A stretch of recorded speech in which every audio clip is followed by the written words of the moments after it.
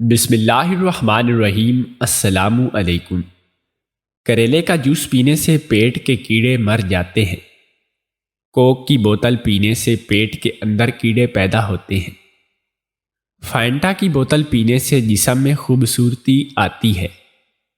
پیشاب کرتے وقت جلن محسوس ہوتی ہو تو کچے دودھ کی لسی پیو۔ اگر نیند نہیں آتی ہے تو سونے سے پہلے 1 گلاس پانی میں شہد ملا کر پی لو۔ اگر دودھ ہضم نہیں ہوتا تو دودھ میں سونف ملا کر پیو۔ ناشپاتی کھانے سے وزن کم ہوتا ہے۔ امرود کا جوس پینے سے آنکھوں کی روشنی بڑھتی ہے۔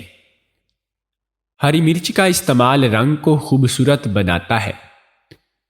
بھنڈی کھانے سے شوگر لیول کنٹرول میں رہتا ہے۔ صبح کے وقت بھیگی ہوئی کشمش کھانے سے خون صاف ہوتا ہے۔ مسور کی دال کھانے سے دل کو طاقت ملتی ہے۔ آٹا فریج میں رکھنے سے زہریلا ہو جاتا ہے۔ بخار ہونے پر گرم پانی پینا فائدہ مند ہوتا ہے۔ میتھی کے لڈو کھانے سے جوڑوں کا درد رک جاتا ہے۔ ڈائبٹیز کے مریض نیم کے پتے نہار منہ چبایا کریں۔ بال بہت زیادہ جھڑتے ہیں تو سونف چبایا کریں۔ لال مرچ کے تیل سے مالش کرنے سے کمر کے درد میں آرام ملتا ہے۔ ہری سبزیاں کھانے سے آنکھوں کی روشنی بڑھتی ہے۔ کالی مرچ پیس کر ملٹھی کے ساتھ کھانے سے سوکھی کھانسی میں آرام ملتا ہے۔ اگر پیچش کا مسئلہ ہو تو دار چینی کا پاؤڈر پانی کے ساتھ پیو۔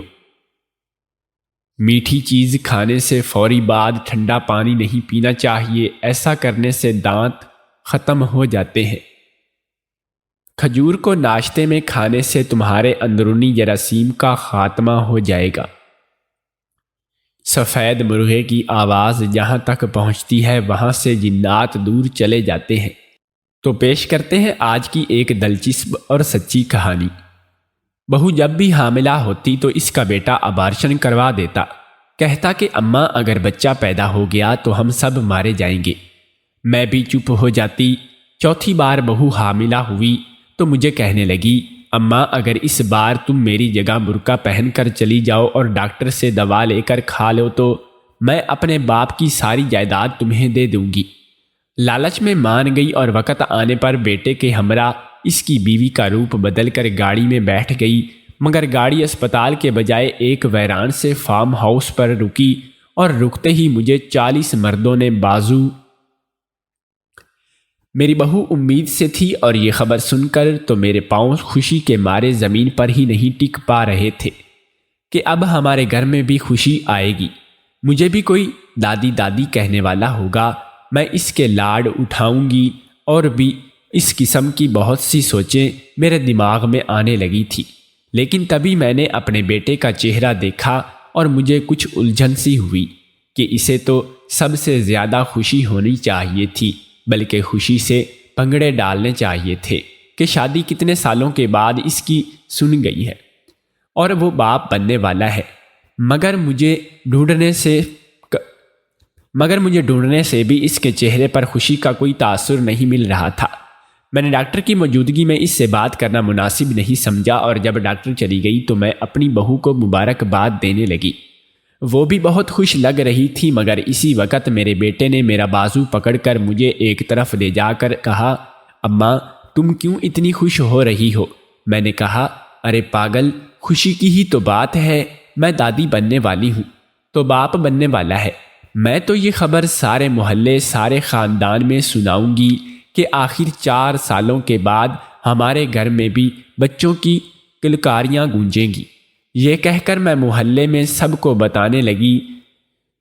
بتانے ہی والی تھی کہ اس نے مجھے بازو سے پکڑ کر روک لیا اور کہنے لگا کہ اماں میری پوری بات تو سن لو، ہم یہ بات کسی کو نہیں بتا سکتے کیونکہ مجھے یہ بچہ نہیں چاہیے۔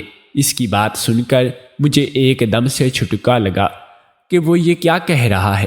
میں نے حیران ہوتے ہوئے پوچھا کہ کیوں نہیں چاہیے، تو ایسے کیوں کہہ رہا ہے؟ تیری تو بڑی خواہش تھی کہ تو باپ بنے، پھر اب ایسا کیا ہو گیا؟ کہنے لگا، میں تو نہیں سمجھ گئی۔ کہنے لگا کہ اماں تو نہیں سمجھے گی، اگر یہ بچہ پیدا ہو گیا تو ہم سب مارے جائیں گے، اس کی زندگی ہم سب کی موت سے مشروط ہے۔ میں نے اپنے بیٹے کو یوں دیکھا کہ جیسے اس کا دماغ ہی چل گیا ہو کہ وہ عجیب بہکی بہکی باتیں کر رہا ہے۔ کہنے لگا یہ بچہ کسی صورت میں بھی پیدا نہیں ہو سکتا، میں کچھ دنوں کے بعد تمہاری بہو کو ڈاکٹر کے ہاں لے جاؤں گا اور ہم اس مسئلے کو ختم کر کے رہیں گے۔ میں اسے روکتی ہی رہ گئی، لیکن اس نے میری ایک بات نہیں سنی۔ مجھے تو اپنی بہو بیچاری کے لیے ہی بہت دکھ ہو رہا تھا کہ جب اسے پتہ چلے گا کہ اس کا شوہر کن چکروں میں ہے تو اس بیچاری کے دل پر کیا گزرے گی۔ لیکن مجھے ابھی بھی یہ حیرانی ہو رہی تھی کہ آخر میرے بیٹے کو یہ پٹی کس نے پڑھا دی اور وہ ایسی باتیں کیوں کر رہا ہے۔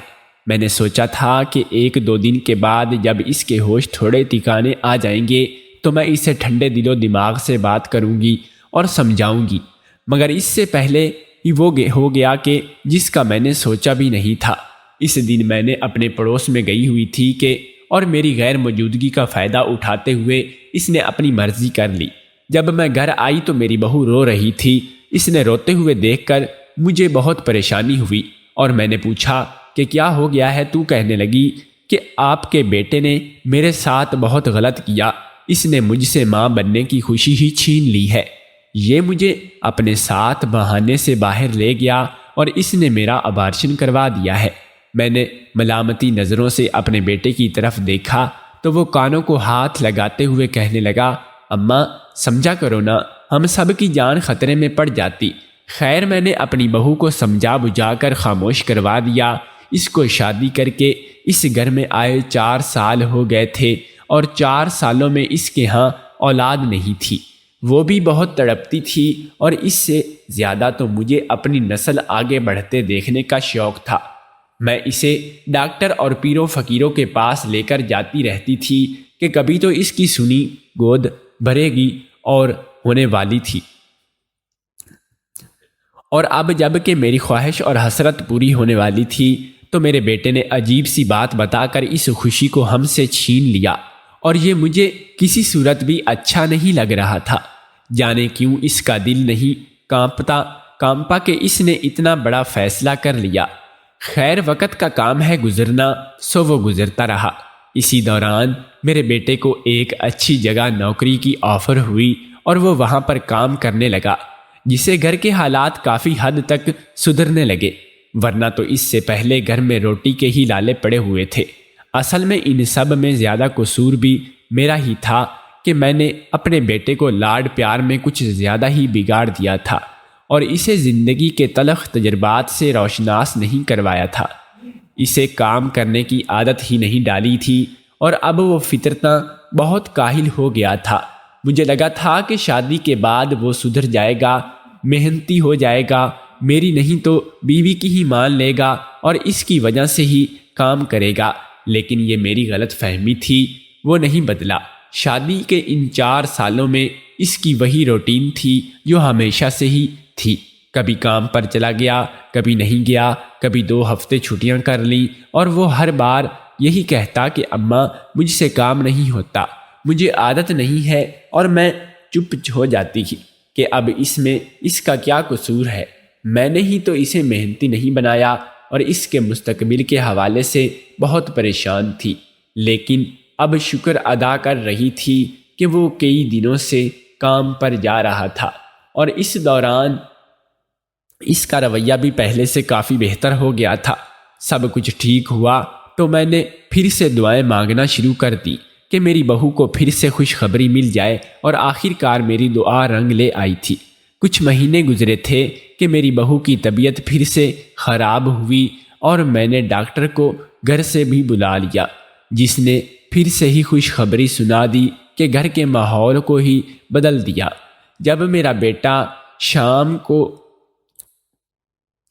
کام سے واپس آیا تو میں نے اسے یہ خوشخبری سنائی، اور اس بار تو مجھے پکا یقین تھا کہ وہ بہت خوش ہو جائے گا، لیکن اس بار بھی میں نے اس کے چہرے پر پریشانی ہی دیکھی تھی۔ مجھے کہنے لگا کہ اماں تم جانتی ہو کہ میں نے تمہیں پچھلی بار بھی وجہ بتائی تھی کہ میں ایسا کیوں نہیں چاہتا، ہم اس بار بھی مجھے ایسا ہی کرنا ہوگا جیسا میں نے پچھلی بار کیا تھا۔ آپ کی بار تو مجھے غصہ آ گیا اور میں نے اس کے چہرے پر تھپڑ مارتے ہوئے کہا کہ تو میں ایسا کہہ رہا ہے تے آخر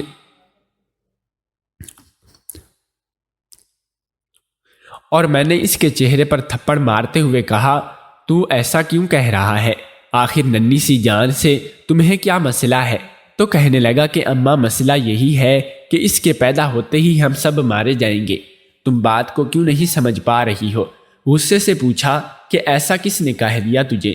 تو کہنے لگا کہ تمہارے ہی پیر بابا نے کہا ہے، تبھی تو یہ کر رہا ہوں۔ انہوں نے میرا ہاتھ دیکھتے ہوئے کہا تھا کہ میری اولاد پیدا ہوگی تو اس کے اس دنیا میں آتے ہی ہم سب کی موت ہو جائے گی، اور اب تم ہی بتاؤ کہ ہم ہمیشہ سے ان کی بات مانتے آ رہے ہیں، اب کیوں نہ مانیں؟ پیر بابا کا نام سن کر میں بھی چپ ہو گئی، کیونکہ ان کے حکم کے آگے تو میری بھی مجال نہیں تھی کہ میں کچھ کہہ پاتی۔ اندر سے مجھے احساس ہو رہا تھا کہ کچھ تو غلط ہو رہا ہے، لیکن میں مجبوراً تھی، اور اس بارے میں بھی یہ میرے بیٹے نے ابارشن کروا دیا۔ بیچاری میری بہو، مجھے تو اس کی شکل نے دیکھ کر رونا آ رہا تھا۔ خیر اس بار بھی میں نے اسے تسلی ہی دی، اور اس کے علاوہ اور میں کیا کر سکتی تھی؟ اس کا غم بانٹنے کو میں نے اسے کچھ دنوں کے لیے میکے بھیج دیا۔ جب وہ آئی تو خلاف معمول کافی خوش لگ رہی تھی۔ میں نے جب اپنی بہو سے اس کی خوشی کی وجہ پوچھی تو ٹال گئی اور ادھر ادھر کی باتیں کرنے لگی، جس کی وجہ سے مجھے تھوڑا شک ہوا تھا کہ یہ آخر مجھ سے ایسی کیا بات چھپا رہی ہے۔ اگلے دن ہی وہ پھر سے اپنے میکے جانے کے لیے تیار ہو گئی۔ اس کا یوں اپنے میکے کے بار بار چکر لگانا مجھے حیرت میں مبتلا کر رہا تھا، کیونکہ اس کو تو مہینے گزر جاتے تھے اور وہ میرے کہنے پر بھی کبھی کبھار اپنے میکے چکر لگاتی تھی، کیونکہ وہاں پر اس کی سوتیلی ماں کے علاوہ تو اور کوئی تھا ہی نہیں، اسی لیے بس وہ خانہ پوری کرنے ہی جاتی تھی۔ لیکن ابھی اس کا وہاں پر جانا اور بہت خوشی سے واپس آنا کچھ تو تھا جو مجھے ٹھیک نہیں لگ رہا تھا۔ میں نے اس کے جاننے کے بعد اپنے بیٹے کے راز دارانہ انداز میں پوچھا کہ تمہیں کچھ خبر بھی ہے کہ تمہاری بیوی کن چکروں میں ہے؟ تو کہنے لگا کہ ابھی تو اس نے مجھے بھی کچھ نہیں بتایا، لیکن آپ فکر مت کریں، جو بھی ہوگا وہ پتہ چل ہی جائے گا۔ کب تک وہ یہ بات چھپائے گی؟ اس کا کہنا بھی ٹھیک تھا، بہت جلد ہمیں دوسروں سے کچھ باتیں سننے کو ملے جس سے کچھ نہ کچھ اندازہ ہوا کہ معاملہ چل کیا رہا ہے۔ میری بہو اپنے ماں باپ کی اکلوتی ہی اولاد تھی، اور اس کی ماں کی وفات کے بعد اس کے باپ نے دوسری شادی کر لی تھی۔ اس کے 2 سوتیلے بہن بھائی بھی تھے پیدا ہوئے، مگر کچھ عرصے کے بعد ہی ان دونوں کی وفات ہو گئی۔ ہمیں تو شادی کے وقت بھی یہی پتہ تھا کہ اس بیچاری کا تو باپ ہی نہیں ہے، نہ ماں ہے، اور اس کو خالی ہاتھ ہی بیاہ کر لے آئے۔ لیکن اب سننے کو آ رہا تھا کہ اس کے باپ کے نام ایک زمین ہے جس کی قیمت لاکھوں میں تھی، اور چونکہ یہ اکلوتی اولاد تھی اس لیے اس کی بھرپور کوشش کی تھی کہ وہ اس میں اپنی سوتیلی ماں کا حصہ نہ ہی آنے دے، اور وہ ساری کی ساری جائیداد اسے مل جائے۔ جب میں نے اپنی بہو سے پوچھا کہ بات کی تو وہ شرمندہ ہو گئی اور کہنے لگی کہ میں آپ کو بتانے ہی والی تھی، اصل میں ابھی تو یہ معاملات چل ہی رہے ہیں، ابھی کون سا مجھے جائیداد مل گئی ہے؟ آپ کو یہ پتہ ہے کہ قانونی معاملات میں پھر سالوں لگ جاتے ہیں، اسی لیے سوچا کہ ہم نے جیسے ہی کچھ پکا ہوگا تبھی آپ کو بتا دوں گی۔ اگرچہ اس کی باتوں پر مجھے یقین تو نہیں آیا تھا، لیکن میرے پاس اور کوئی چارہ بھی نہیں تھا، سو مجھے چپ کر کے یقین کرنا پڑا۔ میں خوش تھی کہ ہمارے گھر کے حالات تو بدل رہے ہیں، میرا بیٹا بھی بہت ہی ذمہ دار ہو گیا ہے اور اچھی کمائی کرنے لگا تھا۔ انہی حالات میں میری بہو تیسری بار امید سے ہو گئی، اور ہم نے اس بار بھی پہلے دونوں بار کی طرح اس نے چپ چاپ اس کا ابارشن کروا دیا۔ میرا خیال تھا کہ وہ روئے گی، چیخے گی، تڑپے گی، لیکن خلاف معمول وہ تو بالکل چپ تھی، ایسے کہ جیسے یہ اس کے ساتھ نہیں بلکہ کسی اور کے ساتھ ہوا ہو۔ اب کہے مجھے لگ رہا تھا کہ شاید وہ بھی اندر سے اپنے شوہر کے ساتھ ہی اس کام میں راضی ہے، تبھی تو اس نے کوئی احتجاج نہیں کیا، لیکن میری یہ غلط فہمی تھی۔ جلدی دور ہو گئی جب میں نے ایک دن ان دونوں کے کمرے سے لڑائی کی آوازیں سنی، اور اس سے لڑائی ہو رہی تھی کہ اس نے اس کے تینوں بچے اس سے دور کر دیے۔ میں ان کے کمرے میں گئی تو مجھے دیکھتے ہی میرا بیٹا تو چپ ہو گیا، لیکن بہو نے بولنا جاری رکھا، اور ابھی وہ مجھے کچھ بتانے ہی والی تھی کہ میرے بیٹے نے جلدی سے آگے بڑھ کر اس کے منہ پر ہاتھ رکھ دیا اور کہنے لگا کہ چپ ہو جاؤ۔ بہو کہنے لگی کہ میں کیوں چپ ہو جاؤں، آج تو تمہاری ماں کو حقیقت بتا کر رہوں گی۔ لیکن میرے بیٹے نے مجھے زبردستی کمرے سے باہر نکال دیا اور کہنے لگا کہ اماں اس کا تو دماغ خراب ہو گیا ہے، مجھے غصے میں یہ پاگل ہو گئی ہے، اور آپ اپنے کمرے میں جا کر آرام سے سو جائیں۔ میں حیران اور پریشان ہو گئی کہ ایسا کیا بات ہے، جب وہ مجھے بتانا چاہ رہی ہے، بیٹا منع کر رہا ہے، ضرور کچھ تو بڑی بات ہوگی، لیکن مجھے پتہ نہ چل سکا۔ اور اگلے دن میں اپنی بہو سے پوچھنا چاہا تو وہ چپ کر گئی اور کہنے لگی کہ آپ کے بیٹے نے ہی منع کیا، اگر میں نے آپ کو کچھ بتایا تو وہ طلاق دے کر مجھے اس گھر سے نکال دے گا۔ میں سوچنے لگی تو بات یہاں تک پہنچ چکی ہے کہ ضرور کچھ تو ایسا ہے جو مجھ سے چھپایا جا رہا ہے۔ مجھے اپنے بیٹے میں سے اس کی بات کی امید نہیں تھی، وہ اپنی بیوی کو یوں دھمکائے گا۔ چند مہینے ہی گزرے تھے کہ میری بہو چوتھی بار امید سے ہوئی۔ میں اب کیا خوش ہوتی، مجھے معلوم تھا کہ اس بار بھی میرا بیٹا وہی کرے گا جو ہمیشہ سے کرتا آیا ہے، مجھے کہے گا کہ اماں ہم سب کی جان کو خطرہ ہے، اس بچے کو نہیں رکھ سکتے، اور ہر بار کی طرح اس کا ابارشن کروا دے گا۔ جیسے ہی وہ گھر سے باہر گیا تو میری بہو بھاگ کر میرے پاس آئی اور کہنے لگی کہ اماں میری ایک بات مانو گی، بدلے میں تم مجھ سے میرے باپ کی چاہے تو ساری جائیداد لے لینا۔ میں نے پوچھا کہ کون سی بات، تو کہنے لگی کہ تم جانتی ہو نا کہ تمہارا بیٹا ہر بار مجھے ڈاکٹر کے پاس وہاں لے کر جاتا ہے اور وہاں پہ دوائی کھلا دیتا ہے، تو میں چاہتی ہوں کہ اس بار میری جگہ پر تم برقع پہن کر اس کے ساتھ چلی جاؤ، ڈاکٹر سے وہ دوا لے کر کھا لینا۔ میں اس کا یہ پلان بھی سن کر ساکت رہ گئی اور پوچھا کہ تم ایسا کیوں کرنا چاہتی ہو؟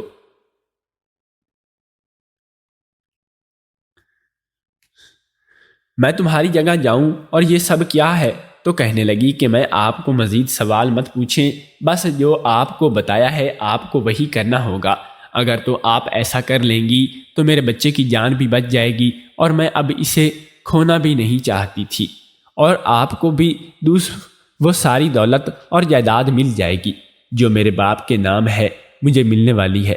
سوچ لیں، وہ لاکھوں کروڑوں کی ہے۔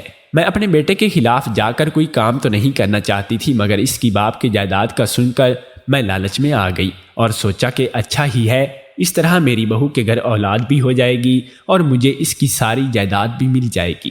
فائدہ میں ہے تو میں ہی تھی، اور میں نے اسے ہاں کر دی۔ کچھ دنوں کے بعد وہ میرے پاس برقع پہن کر آئی اور کہنے لگی کہ اماں اب وقت آ گیا ہے کہ ہم اپنے پلان پر کام کرنا شروع کر دیں۔ وہ باہر گاڑی لے کر میرے انتظار کر رہا ہے، آپ میری جگہ یہ برقع پہن کر جاؤ۔ میں اندر ہی اندر ڈرنے لگی، جانے میں ٹھیک بھی کر رہی ہوں یا نہیں، اور کہیں ایسا نہ ہو کہ میں پکڑی جاؤں۔ لیکن پھر میں نے اپنے آپ کو سمجھایا کہ پیسوں کی خاطر مجھے اتنا رسک تو لینا ہی پڑے گا، اور ویسے بھی میں نے کیا کرنے تھے، اپنے بیٹے کو میں نے کوئی کاروبار میں ہی ڈال دیتی، یہ اپنے لیے سونے کے زیورات بنوا لیتی، یا جو بعد میں ان کے ہی کام آتے، تو مجھے یہ کڑوا گھونٹ تو پینا ہی تھا۔ میں نے سوچ لیا تھا کہ ڈاکٹر کے پاس جا کر بھی نقاب نہیں اتاروں گی، اور نقاب میں ہی سے گولیاں لے لوں گی، اور کھانے کے بجائے چوری چوری ڈسٹر بین میں پھینک دوں گی، اور اس طرح اپنے بیٹے کے ساتھ واپس آ جاؤں گی۔ اسے تو پتہ ہی نہیں چلے گا اس کے ساتھ کیا ہوا، کون ہے اور واپس کون آیا ہے۔ میں انہی خیالوں میں کھوئی ہوئی تھی کہ وہ مجھے کہنے لگا، اماں جلدی کرو، وہ ہارن دے رہا ہے، جلدی باہر پہنچو۔ یہ بھی اتفاق ہی تھا کہ میری اور میری بہو کی جسامت اور قد کاٹ ایک جیسا ہی تھا۔ میں نے اس کا برقع پہن لیا، اور کوئی دیکھ کر کہہ بھی نہیں سکتا تھا کہ اس کے اندر میں کون ہے۔ میں گاڑی میں بیٹھ گئی اور میرے بیٹے نے گاڑی چلانی شروع کر دی تھی۔ مجھے خوف تھا کہ کہیں وہ مجھ سے بات چیت شروع کرے گا تو میں کیا جواب دوں گی، اور اس طرح تو مجھے پہچان لیتا، لیکن شکر ہے کہ ایسا ویسا کچھ نہ ہوا۔ وہ مسلسل فون پر ہی کسی سے باتیں کر رہے تھے۔ میں مصروف رہا اور میری بچت ہو گئی۔ میں سوچ ہی رہی تھی اب یہ جانے کس ڈاکٹر کے پاس لے کر جائے گا۔ تھوڑی دیر کے بعد ہی گاڑی جس جگہ پر رکی، اسے دیکھ کر میں چونک کر اپنے خیالوں سے باہر آئی تھی، اور یہ کوئی ہسپتال تو تھا نہیں۔ لگ رہا تھا کہ اس آس پاس دیکھا تو یہ کافی سنسان سا علاقہ تھا۔ ایک دم سے میری ریڑھ کی ہڈی میں سنسناہٹ سی دوڑ گئی کہ آخر یہ کیا ہونے والا ہے، کیا معاملہ ہے۔ میرے بیٹے نے گاڑی وہیں پر روک دی اور مجھے کہنے لگا کہ چلو نیچے اترو۔ میں حیران ہوتی ہوئی نیچے اتری تو سامنے ہی ایک عمارت تھی، شاید وہ کوئی فارم ہاؤس تھا، لیکن وہ مجھے یہاں پر کیوں لے کر آیا تھا؟ اسے تو کسی ہسپتال جانا تھا۔ پھر میں نے سوچا چونکہ یہ کام غیر قانونی ہے تو ہو سکتا ہے کہ ڈاکٹر ہسپتال کے بجائے یہاں پر ہی آ کر کام کرتے ہوں۔ وہ مجھے کہنے لگا کہ تم رک کیوں نہیں گئی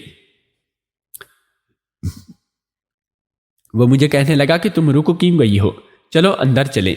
مجھے کچھ غلط ہونے کا احساس ہو رہا تھا، ہرگز بھی اندر نہیں جانا چاہتی تھی، اس لیے میں واپس بھاگنے لگی تھی۔ ایک دم سے جانے کہاں سے کافی سارے مرد آ کر انہوں نے مجھے بازو سے پکڑ کر دبوچ لیا اور زبردستی اندر کی طرف لے کر جانے لگے۔ میں چیخنے لگی اور اپنے بیٹے کو آواز دی، لیکن وہ میری بات سننے سے پہلے ہی اندر کی جانب چلا گیا تھا، اور اس کے پیچھے پیچھے ہی وہ سارے آدمی مجھے بھی گھسیٹ کر لے کر جانے لگے تھے۔ باہر سے تو مجھے لگا تھا کہ شاید یہاں پر کوئی نہیں رہتا ہوگا، لیکن یہاں پر تو کافی چہل پہل تھی، کافی سارے لوگ تھے۔ یہ سب یہاں پر کیوں تھے، کس مقصد کے تھے، اور یہاں پر کیا ہونے والا تھا، یہ سوچ کر میری ٹانگیں ہی کانپنے لگی تھی۔ مجھے اپنی بہو پر غصہ آنے لگا۔ اپنی جگہ اس نے مجھے یہاں پر بھیج کر مصیبت میں ڈال دیا، جانے مجھ سے اس نے کس ظلم کا بدلہ لیا ہے، اور میں نے تو کبھی اس کے ساتھ کچھ برا کیا ہی نہیں تھا۔ اس نے مجھے بازو سے پکڑ کر ایک بیڈ پر لٹا دیا اور کسی کو دیکھ کر کہنے لگا کہ ڈاکٹر صاحب آپ اپنا کام شروع کریں، اور میرے حصے کے پیسے۔ میں نے دیکھا وہاں پر ایک ڈاکٹر بھی تھا، وہ میرے بیٹے کو کہنے لگا کہ فکر نہ کرو، تمہیں منہ مانگے پیسے ہی ملیں گے، اور اس سے پہلے کہ وہ میرے قریب آتا میں اپنا نقاب الٹنے ہی لگی تھی کہ اچانک سے پولیس کے سائرن بجنے لگے، جسے سن کر وہ دونوں خوف زدہ ہو گئے، اور اسی وقت ہی پولیس نے چھاپا مار دیا اور ان کے ساتھ میری بہو بھی اندر آئی تھی، جسے دیکھ کر میرا بیٹا چونک گیا اور کہنے لگا کہ اگر تم یہاں سے ہو تو اس بیڈ پر کون ہے؟ اور تب ہی اس نے چہرے سے نقاب الٹا کر کے کہا یہاں پر اور کوئی نہیں، تیری ماں ہے، وہ تو گھبرا ہی گیا اور اس کے چہرے کے رنگ اڑ گئے اور کہنے لگا کہ ماں آپ نے بتایا ہی نہیں آپ ہو، اور یہ سب کیا ہے؟ اپنی بیوی کو طرف دیکھ کر غصے سے پوچھنے لگا پولیس کو کیوں لے کر آئی ہو؟ یہ ہمارا آپس کا معاملہ ہے۔ وہ غصے سے کہنے لگی نہیں، اب میں آپس کا معاملہ نہیں رہا، میں نے تمہارے بہت ظلم سہ لیے اور اپنا بہت نقصان کر لیا، مگر اب میں مزید اپنے ساتھ کچھ برا نہیں ہونے دوں گی۔ پھر وہ پولیس کو دیکھ کر کہنے لگی کہ آپ اس شخص کو گرفتار کر لیں جو میرا شوہر ہے، بلکہ یہاں پر موجود ڈاکٹر سمیت سبھی لوگوں کو یہ سب قانونی کام میں ملوث ہے۔ وہ مجھے دیکھتے ہوئے کہنے لگی اماں آپ کو پتہ بھی ہے کہ آپ کا بیٹا کن چکروں میں تھا، جب بھی میں امید سے ہوتی تو یہ میرے ابارشن کے بہانے مجھے یہاں پر لے کر آتا، آپریشن کے ذریعے میرے اندر سے نشوونما پاتا، نامکمل بچہ آپریشن کے ذریعے نکلوا کر ان ڈاکٹروں کو آگے بیچ دیتا جو اپنے تجربات کے لیے انہیں لیبارٹری میں لے جاتے، اور یہ مجھے یہی کہتا کہ میرا ابارشن اس نے کروا دیا ہے اور مجھے کچھ پتہ ہی نہ چلتا، بدلے میں اس کو بہت سارے پیسے ملتے تھے۔ آپ کو کیا لگا کہ میں کام کرنے لگا ہے؟ آپ کو کیا لگا تھا کہ یہ کام کرنے لگا ہے، ذمہ دار ہو گیا ہے؟ نہیں، بلکہ اسے اسی کام کے بدلے پیسے ملتے تھے۔ جب مجھے دوسری بار یہ پتہ چلا کہ میں نے انکار کر دیا اور اس نے مجھے دھمکی دی کہ وہ مجھے طلاق دے دے گا، میں نے گھر ٹوٹنے کی ڈر سے چپ کر گئی۔ نہ تو میرا باپ سر پر ہے اور نہ ہی میری ماں، میں کس کے آسرے اسے چھوڑ کر جاؤں گی؟ لیکن پھر جب مجھے اپنے باپ کی دولت کا تھوڑا سا سہارا ملا تو میں نے سوچ لیا کہ شروع کروں گی تو اسے چھوڑ دوں گی۔ میں چاہتی تھی کہ آپ کو بھی اپنے بیٹے کی حقیقت پتہ چلے، یہ کس حد تک گر چکا ہے۔ پیسوں کے لالچ میں اندھا ہو کر اس نے ڈاکٹروں کے ساتھ مل کر یہ انسانیت کے درجے کو بھی پامال کر رہا ہے، اور اسی لیے میں نے آج اپنی جگہ آپ کو یہاں پر بھیجا۔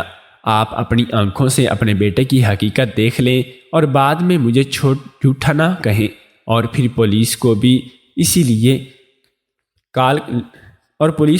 لیے لے کر آئی ہوں کہ یہ سب گرفتار ہوں اور ان کو ان کے اعمال کی سزا ملے، تاکہ میری جیسی کوئی اور مجبور ماں کے ساتھ پھر یہ ظلم نہ ہو۔ پولیس میرے بیٹے کو گرفتار کر کے لے گئی اور میں چپ ہی رہی۔ اب مجھے میرے چپ رہنا ہی بنتا تھا۔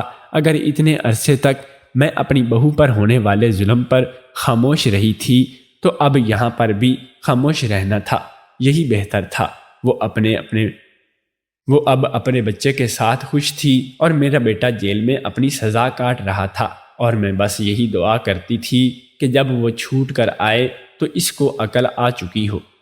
دوستو، اگر آپ کو ہماری کہانی پسند آئی ہو تو ہمارے چینل کو سبسکرائب کر لیں، اور مزید ایسی کہانیاں سننے کے لیے ساتھ میں موجود بیل آئیکن کی گھنٹی پر کلک ضرور کر لیں، اور اگر سٹوری اچھی لگی ہو تو کمنٹ میں ضرور بتائیے گا۔ کل تک کے لیے ہمیں اجازت دیجیے۔ اللہ نگہبان۔